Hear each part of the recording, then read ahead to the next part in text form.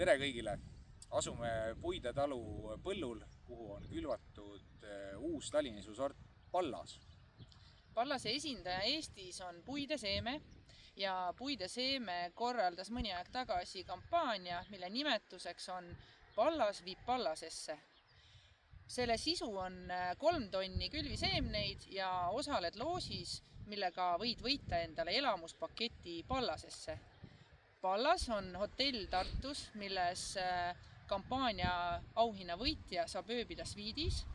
Samuti saab ta minna koos kaaslasega vaatama Vanemuisesse Kinky Boots nimelist etendust, mis on pidevalt välja müüdud, ülipopulaarne ja üliäge. Seda saame kinnitada meie ahtiga, sest me oleme seda vaatamas käinud.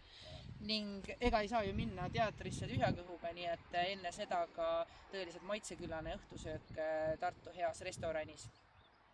Nüüd neid külvajaid on olnud üle Eesti kõikjal ja neid hektareid meie rõõmuks on sel aastal Eestis väga palju, kuhu on külvatud Pallas. Ja kus oleks kõige parem hetk, aeg ja koht, kui mitte siin meie Pallase põllul, loosida välja see auhinna võitja ja Ahti, ma annan selle au sulle. Väga tore. Vaatame siis, kes me siis selle saab. Täitsa põnev. Loosi võitja on aktsiaselts Vändra.